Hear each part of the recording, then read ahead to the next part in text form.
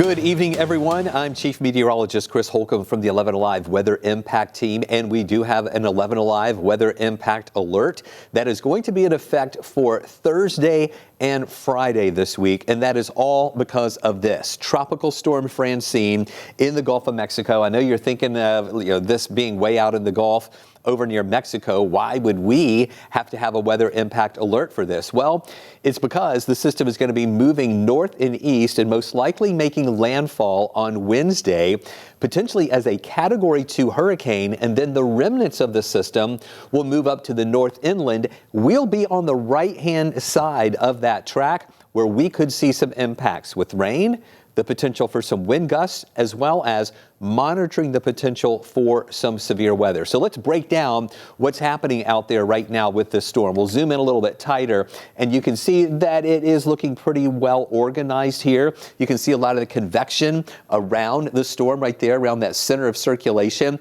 We've been watching the storm increase in strength and looking a little more organized here throughout the day today. So here is the latest that we have. This is from our 8 o'clock intermediate advisory, showing winds of about 65 miles an hour. Now, once the hurricane or once the tropical system gets to winds of 74 miles an hour or greater, that's when it becomes a hurricane. And we expect that to happen potentially later tonight or either early tomorrow when it is upgraded to a hurricane. So here's a look at what we're watching, where you can see it as a Category 1 hurricane throughout a big part of the day tomorrow. Then it's upgraded to a Category 2 hurricane during the day on Wednesday. You see the landfall there most likely as a Category 2 along the southern coast of Louisiana, and then it continues moving up toward the north, pretty much the remnants moving up along the Mississippi River. Now, this is where things get a little bit tricky. All that we're talking about tonight is based on this current track. If the track goes more to the west, we wouldn't have as many impacts here in our area. If this track goes more to the east or closer to us, we will have to reevaluate and increase some of the impacts that we are expecting in our area. And whenever you have a system like this moving, when you look at the forward motion of the storm, like moving in this direction, in that right front quadrant, that is the part of the storm that has most of the impacts. And we are going to be on that right-hand side, so we have to watch for some of those impacts that will be moving into our area. Here is a breakdown of the tropical alerts that are along the Gulf Coast right now. The entire coast of Texas, where you see the yellow, that is where we have a tropical storm watch. The blue on both sides there is where we have a tropical storm warning. The red over a big part of the coast of Louisiana is where we have a hurricane warning, and then a hurricane watch more to the east of that, and then over toward New Orleans, it is a tropical storm watch over in that area. So there are numerous advisories, watches, and alerts in effect along the Gulf Coast region. But what about us here in North Georgia and here in the metro Atlanta area? These are the three things that we need to look for here. Number one, as we're talking about those potential impacts for our area, we're really having to fine-tune that storm track. And so far, the tracks have been pretty consistent from the National Hurricane Center. Some of the models show it making a little bit more of an eastward movement there. And if that continues, then we would have some additional impacts here for our area. But based on this current storm track, we're expecting landfall on Wednesday along the Louisiana coastline, again, as a Category 2 hurricane. So what type of impacts will we have here? We're going to be watching the rain impact, the wind impact, and also the risk for some of those storms. And as far as the rain is concerned, we can see 1 to 4+ inches of rain here in the metro area and in North Georgia. I know that's a really wide range. And the reason it is such a wide range is because, well, today's Monday. We're talking about Thursday and Friday where we would see those main impacts. So depending on what that track does, and if it goes more to the east or stays over to the west, that'll determine the amount of rain that we have. And the models are not being consistent on those rainfall totals. So here is what we are watching for the when the system is going to be moving on through. Really, Thursday and Friday, pretty much all day is when we're going to be dealing with some of those bands of rain that'll be pushing through. The impacts that we're watching is that rain and storm and even the wind risk. So what you need to do based on right now and based on this track that we're talking about now is stay weather aware. We are issuing this 11Alive weather impact alert just so that you will know that this is going to be our focus all week long. And depending on where Francine goes, how strong the storm goes, and the speed of the storm after it moves inland, all of that is going to come together to really help us break down some of these impacts. So as of right now, just be weather aware and know that you need to keep up with it every day, because we're going to be fine-tuning this forecast and those impacts as we go through the next few days. So let's walk through the timeline and the storm track that we're talking about here. So tonight, the main area, the center of circulation is right over here. We see those bands of heavy rain in association with Francine as it's moving along the Texas coastline. And it looks like most of that rain during the day on Tuesday will be along the Texas coast, Louisiana coast, southern Mississippi, southern Alabama, and beginning to move into the Florida Panhandle.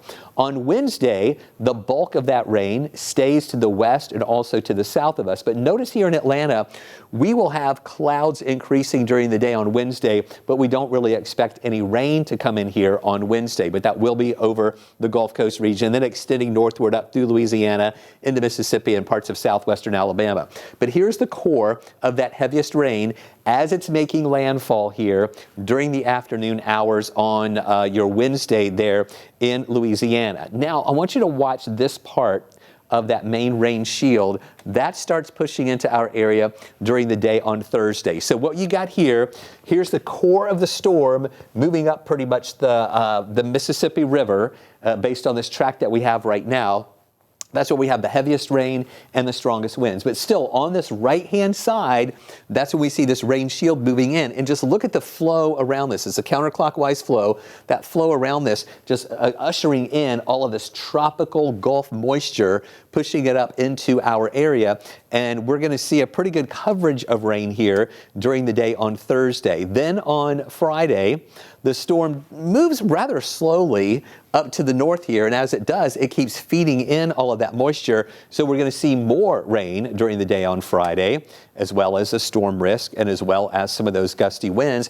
And then on Saturday, we see some of these showers lingering with us. Not as many, not an all-day rain, but still some of those off and on scattered showers here. And that lingers into Sunday as well, and even into Monday. So it looks like it's going to be a very wet pattern once this system moves in, bringing us all of that tropical rain and all of the tropical moisture pushing our way. So just be prepared for a good bit of rain moving in. So how much could we get? This is where it gets really tricky. And really, when you compare these models, that really illustrates the uncertainty that we have depending on that track and what's going to happen with it. Compare the American model. That's over here. And this is showing maybe around 2 inches of rain here in the metro area, maybe a little bit more than that up in parts of northeast Georgia. But let's say 1.5 to maybe 2.5 inches of rain based on the American model. But look at the European model. This is showing a lot more rain that'll be moving in. In fact, it has about 4.5 inches of rain over Atlanta. And then we're talking 6, 7, 8-inch rain totals up in parts of northeast Georgia. Now, what I want to stress with you is that just because a model is showing something, that doesn't mean it's necessarily going to happen. We look at the models and use that as guidance for helping us to kind of fine-tune the forecast. So you can see there's still a big range between these two models, and we're really hoping that once this track maybe becomes a little more consistent, and once we see the strength and the speed of this system after landfall, that we will see these models maybe coming together a little bit more. I do think the American model will come up somewhat, and I think the European model will come down. Hopefully they'll kind of meet in the middle there. But the whole point I want to show you is, number one, a lot of uncertainty with this, but number two, there is the potential to see some good rain out of this, not only for Thursday and Friday, but also as we head into the weekend with some of those lingering showers around. The other thing we're watching the potential for some wind. Now, again, we're on the right-hand side of this system. We think the center of the storm is going to be a couple of states away from us over by the Mississippi River, but the flow around it may give us some of those wind gusts. Now, these are not sustained winds. These are the wind gusts that we're talking about. We may see wind gusts around 15 miles an hour on Tuesday. All right, nothing really big time there. Once we get into Wednesday, you see the wind gusts coming up just a little bit, maybe around 18, 20 mile an hour wind gusts on Wednesday. Then on Thursday, that's when we see the winds picking up a little bit more. Notice the red and orange colors coming in here, showing wind gusts on Thursday between 20 and 30 miles an hour. Again, not, constant sustained winds.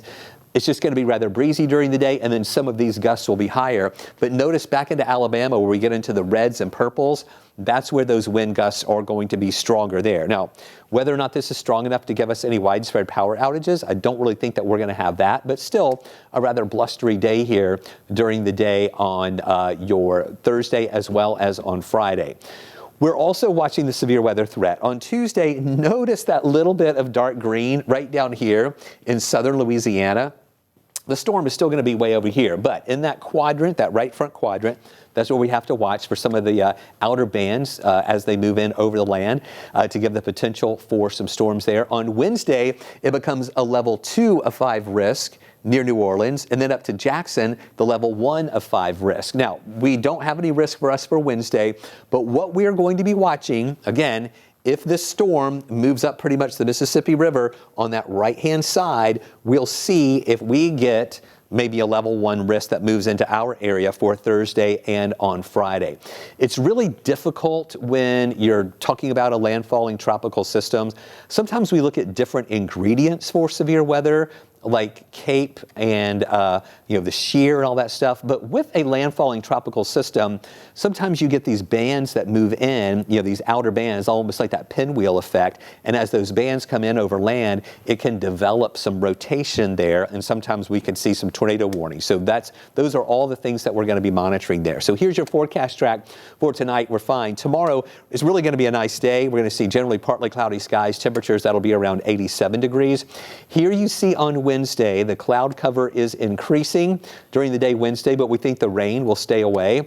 Then moving into Thursday, that's when we see more of this rain starting to move in. This is even on Thursday morning, looking like we'll see some pretty good showers moving in. And then throughout the day, off and on showers here with us, and then even more of that rain will be coming in for your Friday as well.